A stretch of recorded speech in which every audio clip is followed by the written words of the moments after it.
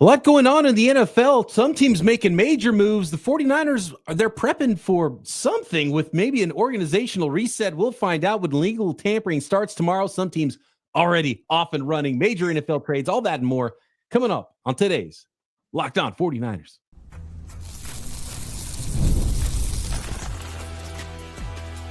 You are Locked On 49ers, your daily San Francisco 49ers podcast. Part of the Locked On Podcast Network, your team every day.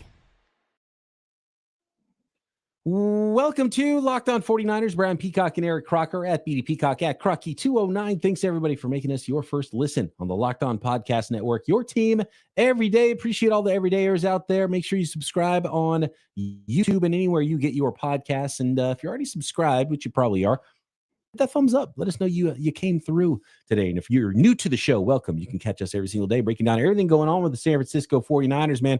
And even in the offseason, it's never a dull moment. And Croc and I are here with you every step of the way. I don't even know where to start because so much is going on this weekend as we get ready for legal tampering that begins on Monday, and then the new league year and actual free agency starts Wednesday. But a lot of big moves we'll know about before free agency actually technically begins. And you know what? Seems like there might be some tampering going on out there because how do these deals get done so quickly the moment you can legally start to talk to players, Croc? So some illegal tampering happening in some cases around the NFL. Some signings were legit because they were released. So Davante Adams signing with the Rams, that can happen right now. We saw DK Metcalf traded to the Pittsburgh Steelers. A lot of NFL happenings, but a lot of them are in the NFC West right now. We're going to talk a little bit more about the organizational reset stuff, but I want to get to the latest news and the big moves because it affects the 49ers, and they're things that aren't like ideas about what could happen. They're things that are actually happening. And the Rams, the Seahawks, very involved.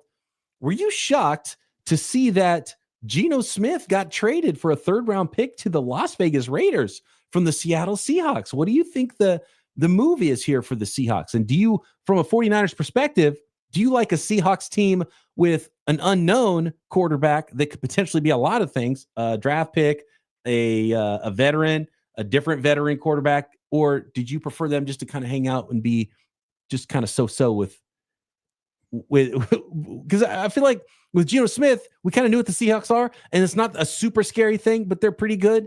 And I feel like the Seahawks were telling us, look, we want to get beyond pretty good. We want to break through 9 wins every year. We want 10, 11 wins. We want to win divisions. We want to compete for a Super Bowl. And while we had a pretty good quarterback, we want to be better than pretty good.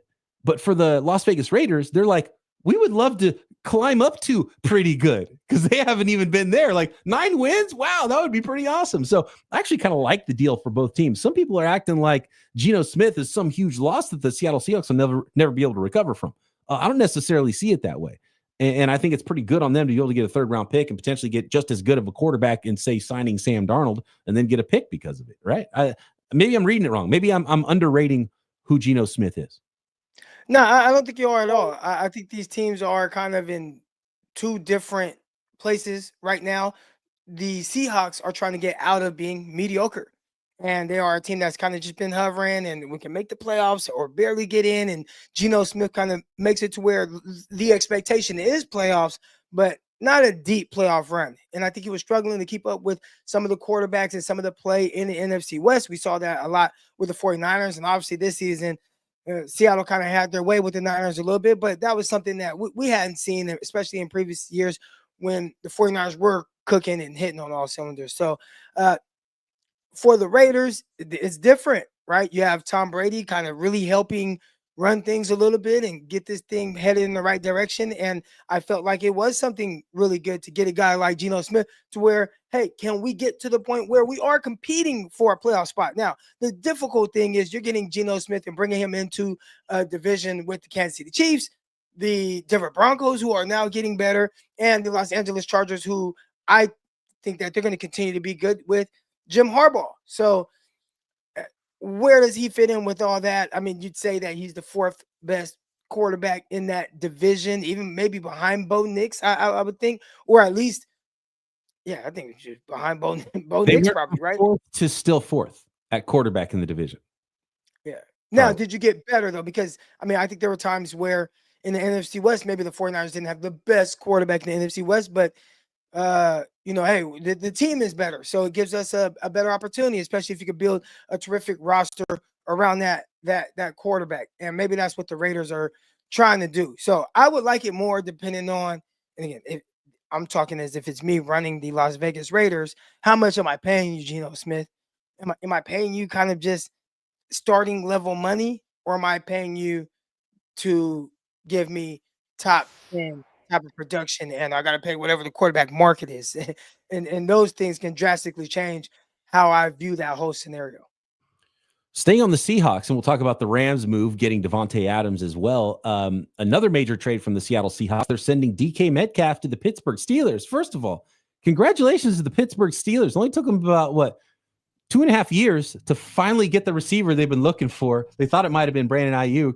It ends up being DK Metcalf, going for a second-round pick and a new contract. So not cheap for the Pittsburgh Steelers that are tired of coming in second, trying to get all of these wide receivers in-house. And they find a guy in DK Metcalf, and I want to get the numbers right on the new contract that's going to be going along with it here. If I can find where I have it saved. So DK Metcalf goes from the Seattle Seahawks to the Pittsburgh Steelers, second-round pick going to Seattle, and Metcalf is going to get a 5-year extension for $150 million with the Pittsburgh Steelers, according to the folks at the NFL Network. Tom Pelissero goes on to say DK Metcalf wanted a fresh start, a new contract, and most important, a chance to win. He did not, according to his representation, say anything about playing in a warm climate, because that was one thing that was out there. And Pittsburgh, definitely not a warm climate, especially in those winter months. He says Metcalf is all in on playing in Pittsburgh in a rugged AFC North. And, congratulations to the Steelers finally getting a starting caliber wide receiver, expensive with the money and the picks. They've been willing to do that for guys and still haven't been able to find someone that they could bring in there. They don't even have a quarterback right now. They're talking about winning in Pittsburgh without even knowing who their quarterback is for DK Metcalf. And to be honest with you, is it Justin Fields? No. Is it Aaron Rodgers? No. Is it Russell Wilson? I don't know. Hell no. Who's it going to be? It sounds from the reports. I think they're going to be really heavy in the Sam Darnold sweepstakes. Darnold's going to have some suitors. Darnold's salary might go up, because I thought the plan obviously for the Seahawks was to go with Darnold when they traded away Geno Smith. But if you're Darnold, I could see the Steelers being a really good fit. Apparently the Jets are in on Justin Fields as well. And so the Steelers might have competition for Justin Fields. I think Darnold would probably be a better fit for the Steelers trying to win now.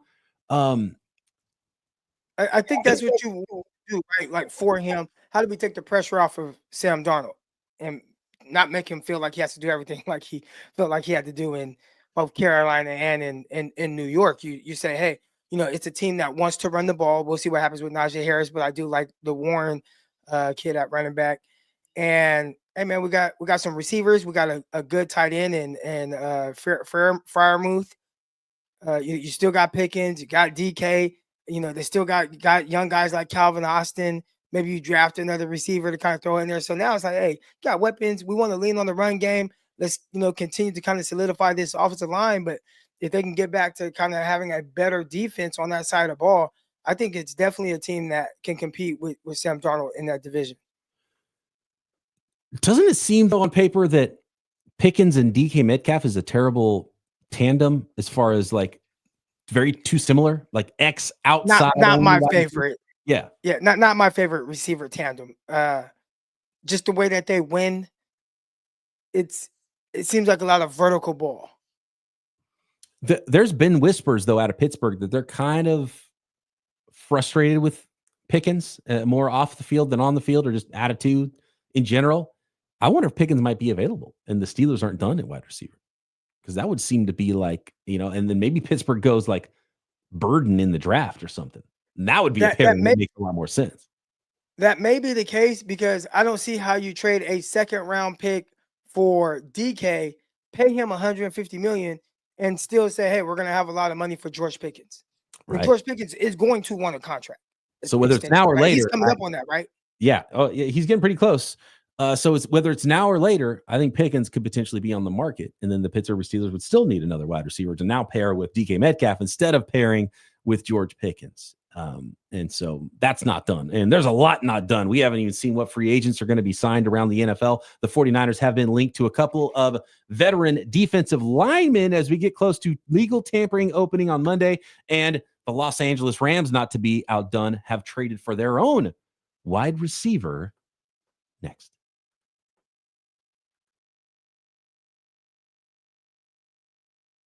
Today's episode of Locked On 49ers brought to you by TurboTax. This message is by our sponsor, Intuit TurboTax, and taxes have changed so much over the years. And oh man, I remember the first time I did taxes and I was like, the heck is this? This is wild. And now taxes is so much different because taxes used to be waiting and wondering and worrying if you were going to get any money back.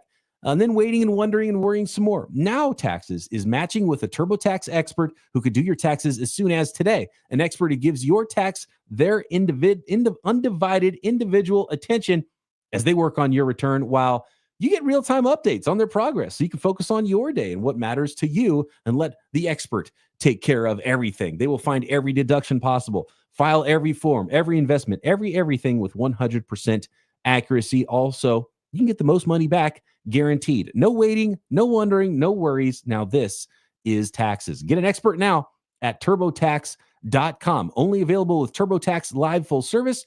Real-time updates only in iOS mobile app. See guarantee details at TurboTax.com/guarantees. Can we address one thing as it pertains to Sam Darnold? Yeah. So I saw this comment right here in the chat from the Newt, and he says Sam Darnold was properly placed as Brock Purdy's backup. The team, teams they're aspiring for more. And I think when he got to the 49ers, it wasn't about him starting. And it never was. Like, he never had a chance.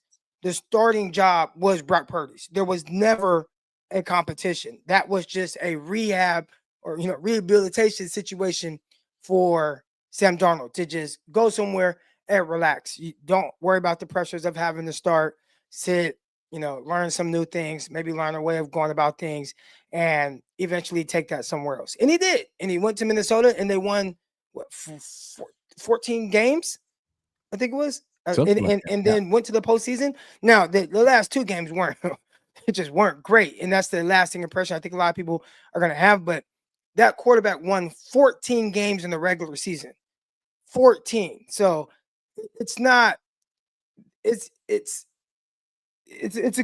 would be a good sign. And most teams would take 14 wins regardless of how you had to go about it. And it's not like the Minnesota Vikings are like this amazing football team, or that they've been winning 14 games every season. Like, that hadn't been their reality. Yeah, I think Sam Darnold had a big hand in that. And that's not saying he's this amazing quarterback, but I could see how a team could say, hey, he went to San Francisco, had his rehabilitation, went to Minnesota, did some good things that's going to earn him a lot of money. I think it's important to remember when you get in a playoff atmosphere and the other team's defensive line is wrecking your offensive line and you're under consistent pressure, you're not going to look as good as a quarterback. Because what happened to Sam Darnold, guess who else it happened to? Happened to Patrick Mahomes in the Super Bowl. So some context with games that were good and games that were bad. It's not because, it's a playoff game and Sam Darnold, what'd the bed. Like, he had a pretty good season and he's deserved, there's a lot of other quarterbacks that didn't make the playoffs at all. So like, Sam Darnold deserves to get a little bit of a payday, deserves for a team to look at him as a starting quarterback and pay him accordingly. Where that payment is, if a team's giving him $55 million a year, I'd probably say, yeah, I don't like that contract too much. But Hein in the chat says Vikings O-line was top 5. They weren't against the Rams in in that playoff game. They lost their best offensive lineman during the season too. Don't forget that. The Los Angeles Rams have made a move for a wide receiver, Croc, and it is Davante Adams. Do you think it's a big upgrade for the 49ers to go from Cooper Kupp to for the Rams to go from Cooper Kupp to Davante Adams? And what do you make of this Rams team that was like, oh man, they're going to lose their quarterback. Oh, never mind. They're going to keep their quarterback and they're actually going to add a future Hall of Fame wide receiver to go with them in Davante Adams. Is this a big move to you? Is this a move of a team that just kind of is Davante Adams basically a bigger name than he is a player at this point? I think his name is bigger than maybe what people are kind of expecting from a projection standpoint. Like, is he going to be a 1,600-yard receiver? I wouldn't bet on that. But to pair him with Matthew Stafford and him kind of getting that mode in that room, and hey, we're going to study film and we're going to get on the same page. That can be scary for anyone, even at this stage in Davante Adams' career and where he's at. So that is something I think that's a little worrisome. I think Cooper Kupp, not saying he's like a one-trick pony, but he had to win a specific way. And once that started to kind of slow down his ability to win that way, I think it kind of changed what that may look like. And it's like, all right, let's lean a little bit more towards Puka Nacua. And then now you add Davante Adams to go with Puka. And I think if I'm the Rams, I like that pairing more than what we got from Cooper Kupp last year. And he kind of struggled to stay healthy and all these different things. So yeah, if I'm the Rams, I like Davante Adams in there more. Now, again, it is going to be that 1,500-yard receiver he was a couple years ago in Las Vegas. I'm not putting my money on that. But I mean, I think a Stafford to Davante Adams connection could be something that's pretty dangerous. And again, it was sort of like the opposite version of what we were just talking about with the Steelers with DK and George Pickens.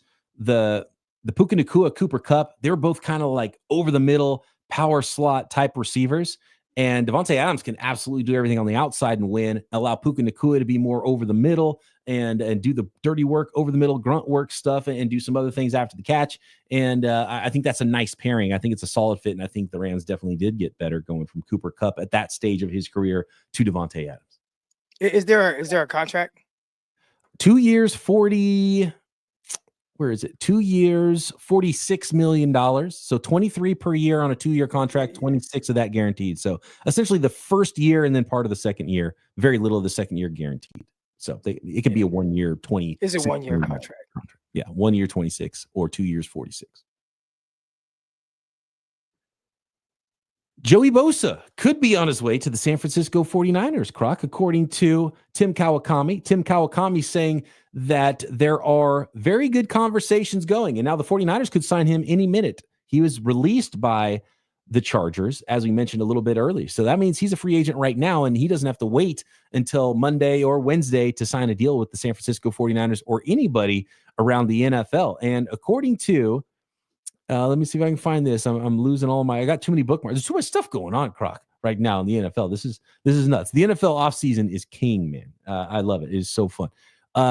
So according to Tim Kawakami, Joey Bosa has had some good conversations with the San Francisco 49ers.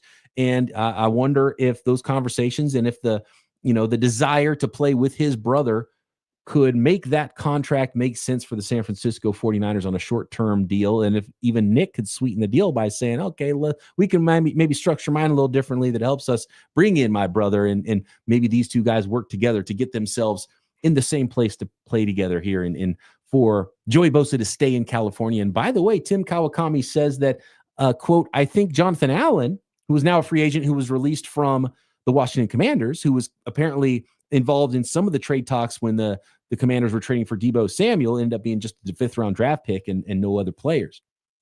Kawakami says, I think Jonathan Allen, depending on the price tag, also is a possibility. The 49ers can theoretically sign both veteran defensive linemen, meaning Bosa and Allen, one end, one defensive tackle. Doesn't mean they will, but adding Joey Bosa, I'm told, wouldn't rule out also going after Allen. And my initial response to that kind of report is, okay, good. The 49ers should look to try to find some better defensive linemen in free agency and in the draft to try to get better there. They released Malik Collins today, who was not a difference-making player for them in his 1 year after trading for him from the Houston Texans last year. So Malik Collins is out. 49ers have a huge need, maybe the biggest need on the football team right now is at defensive tackle. One thing neither Bosa nor Allen do, Croc, is help the 49ers get younger and healthier on the football team, which is one of the things that John Lynch said he wanted to do. Yeah, Kenny in the chat says, weird way to get younger. And Yeah. I know the 49ers do want to get younger. When they start looking into guys like Nick Bosa and Allen, I'm assuming that their biggest thing is getting younger with the big contracts, right? Like you look at some of the big contracts the 49ers have out there, they are some older players, even like Trent Williams. And Trent Williams is worth it, whatever they're paying him. But that is a lot of money going to an older player on your roster. And some of these other guys too, older, banged up. We've had that conversation a lot. Older, banged up, or older, right? You're having all these issues with guys that just either aging or injured, and you're paying a lot of money to these guys for their services and not getting much on the return. So if you said, hey, Joey Bosa wants to be a 49er and Allen wants to be a 49er, and you're paying those guys each, I don't know, $15 million, for 1 year, or it's a 2-year contract with, $15 million guaranteed or $20 million guaranteed.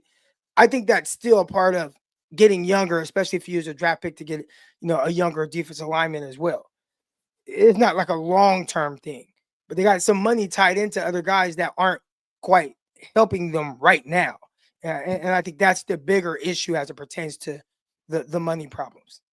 And signing those veteran players in their 30s to short-term deals wouldn't affect the 49ers draft at all. It would just allow them a little bit more freedom and not feel like they're really hamstrung into forcing a position in the draft, which I think is a good thing if they can find the cash for it and they can make that all work. I think let's wait on this more. Let's talk more about this. The reports about what's going on with the 49ers organization, where it kind of puts Kyle Shanahan. Does he take a little bit of a back seat now in sort of the personnel side of things for the 49ers with these reports, especially about how they're worded? We got Kyle Kami and Mike Silver both. More on Bosa and what's going on there, because the 49ers aren't alone in trying to add these players to their football rosters.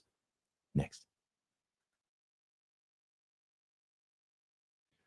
Today's episode of Locked On 49ers sponsored by FanDuel, America's #1 sportsbook. March Madness, it's here, guys, and FanDuel is giving you the chance to get in on that action like never before. Right now, new customers can get $200 in bonus bets when your first $5 bet wins. That's 200 extra bucks to use on everything from buzzer beaters to Cinderella stories to all the March Madness to NFL draft props and even who's cutting down the nets. And you can always stay in the action. There's so many different ways to play. I mentioned March Madness. NBA is really heating up now. After the trade deadline is when things really start to happen in the NBA down the stretch. And, of course, Major League Baseball. Just listen. I love baseball on the radio. Had the Giants game, spring training game going on in the car when I was taking my son to his first Little League game of the season. Baseball is in the air as well. And, of course, you can bet on the 49ers to win the next Super Bowl or bet on who they're going to pick in the NFL draft. And all you got to do is visit FanDuel.com and get in on college hoops action all tournament long and get an extra $200 in bonus bets when you win your first $5 bet. That's FanDuel.com.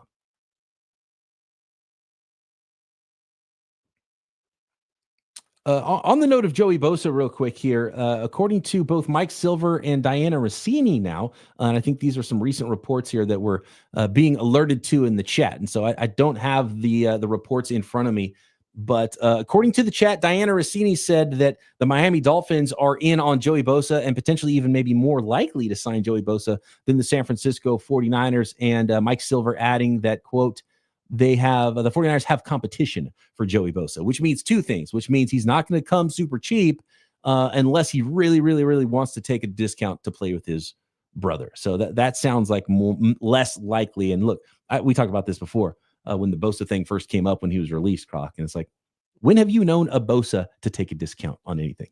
I've never heard of that. And here's the other thing, too. If there's two things here. One, the Bosas are from Florida. Yeah. So to go back to Miami, you're playing in your home state. Yep. Two, correct me if I'm wrong, no state taxes in Florida? I believe the dollar goes a little bit further as far as taxes go. Yeah, but although players get so that's half your games because players get taxed on where their games are held because players get paid via game check. So I think the tax. You playing 8 or 9 games in California. Yeah, you're getting hit over the head with those taxes. As opposed to playing half of my games in Miami, Florida, and not getting state taxed. So what do you make of this organizational restructure and some of the reports? I want to go to, I think, the most interesting quotes from the latest Mike Silver article, and in The Athletic, you should read it because there's a lot of juicy nuggets here. And clearly to me, and like, I don't love guessing the sources because it happens a lot. And like, oh, where's it? But sometimes like it is super obvious, right? When the agent gives, say Adam Schefter a scoop and says, so-and-so is closing in on a deal that is being negotiated by so-and-so agent at so-and-so agency, a phenomenal, and like, it's like, okay, I think we have a good idea of where that leak came from and who's giving the scoop to a certain reporter. And it does really seem like the scoops that are coming from like Kawakami and Silver, and we don't know exactly who it is, but it's coming from the front office, somebody close to the York family side of things. If I had to guess, right, that's it. I don't think it's Kyle Shanahan out there saying, "Hey, they're taking away my power. I don't get to say who stays and who goes anymore." I don't think that's where the source is coming from. This is a really interesting quote, though. Here, let me give me some time to pull it up because I've got to go through a million things that I've got saved here with all the madness that's going on this weekend. From Adam Silver here.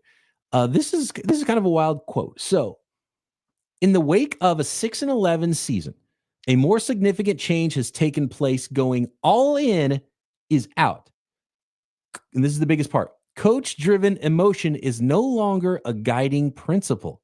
The 49ers are attempting to be cold, calculated, and analytical when it comes to roster decisions, an organizational reset that coincides with the negotiation of a massive contract extension for quarterback Brock Purdy. Coach-driven emotion is no longer a guiding principle, Croc. And this goes along with the idea that was reported from Tim Kawakami that they're still not happy about how some of the past negotiations have gone.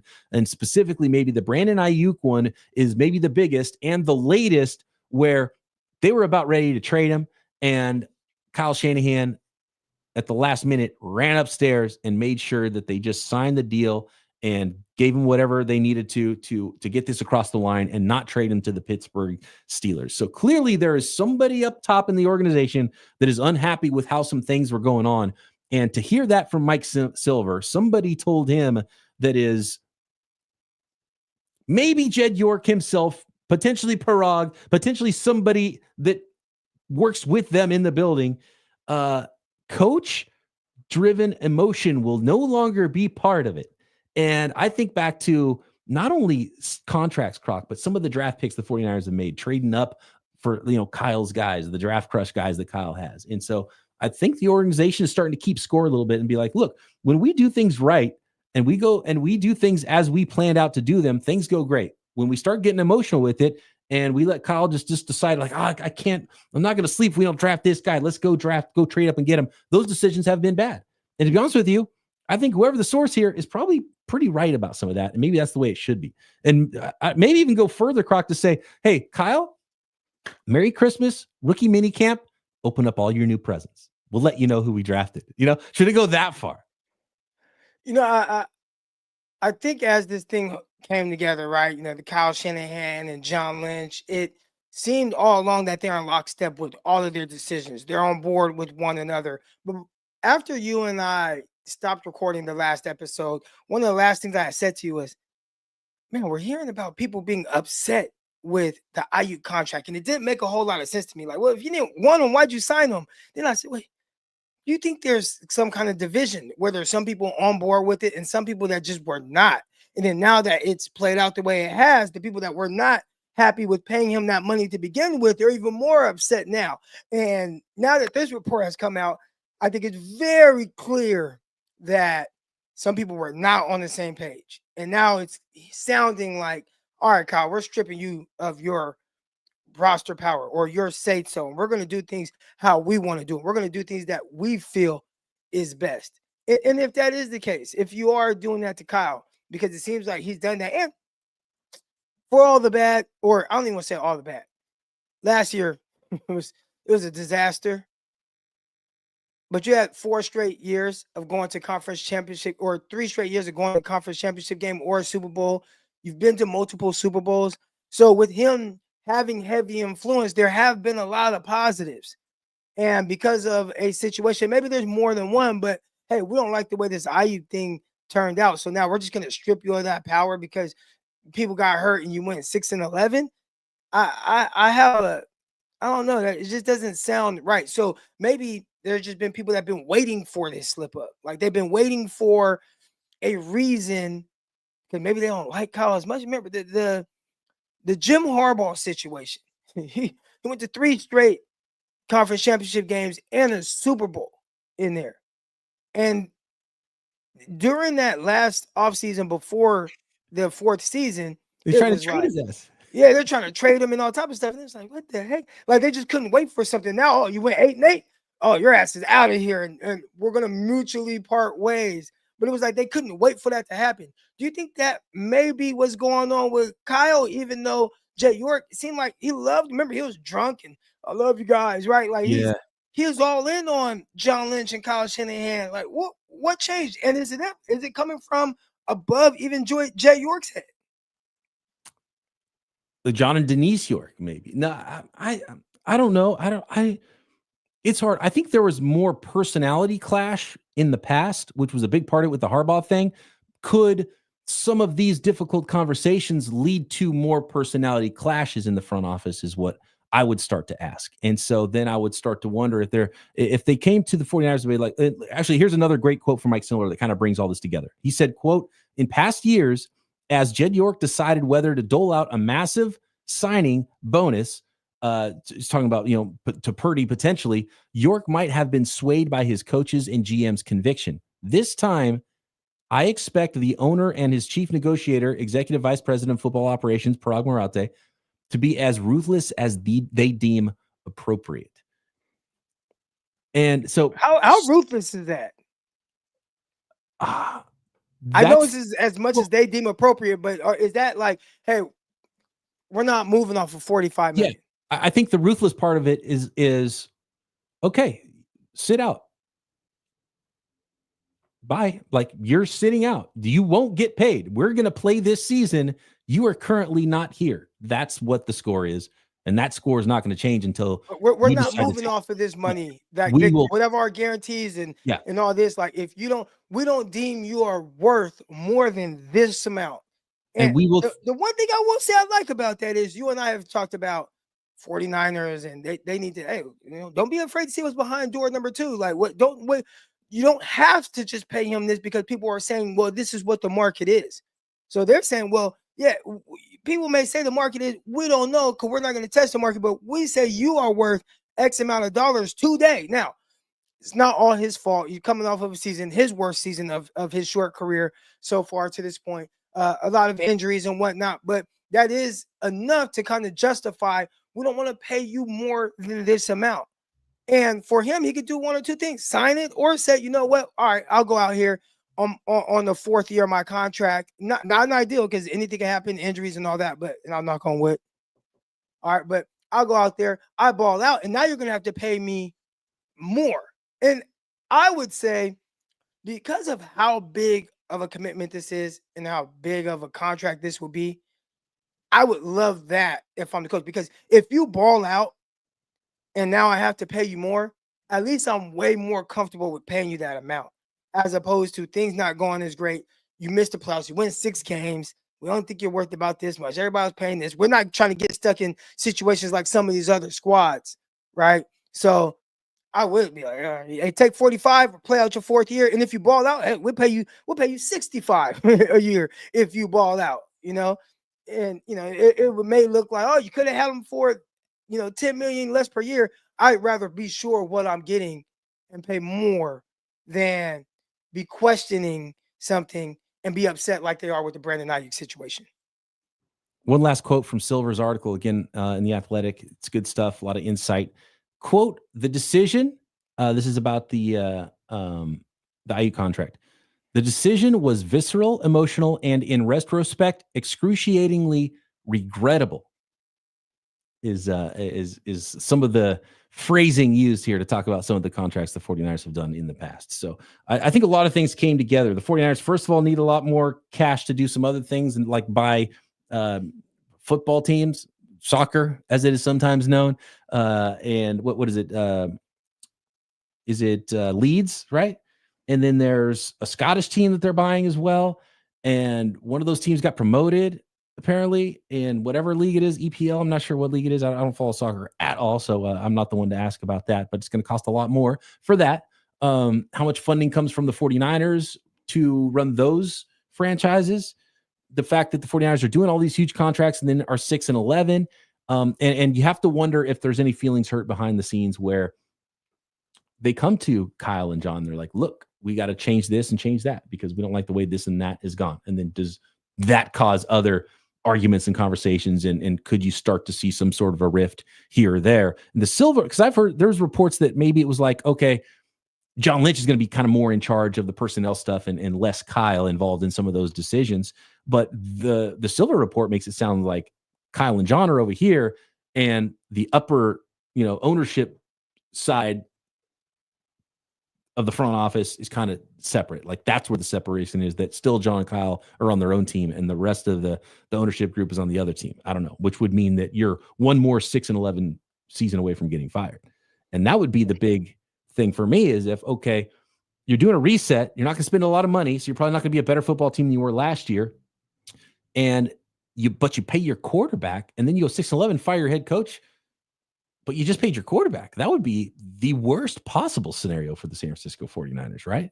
And part of that, I think, being a little bit more inflexible in some of those negotiations would be that you just remind them, like, look, our negotiating power on this is that we can just tag you next year too. And we will do that. And the 49ers really haven't been willing to go to that. And a lot of teams these days, I'll be honest, don't go there. A lot of teams just kind of cave. And it doesn't feel like Jed and Prague and some of that group likes caving on any of these contracts. So we'll see. I don't know. It's interesting. And I guess we kind of just have to wait and let it play out to know exactly what's going on. I think a lot of people and fans, reading the chat think that is creating a quarterback drama. But, one thing you got to realize that at that level, especially with that amount of money, it's just business. It's not about your personal feelings. And that was one of the things that they talked about in the article, which is removing the feelings about things and going more analytical with the decisions that they're making as it pertains to money. And that is not about creating drama.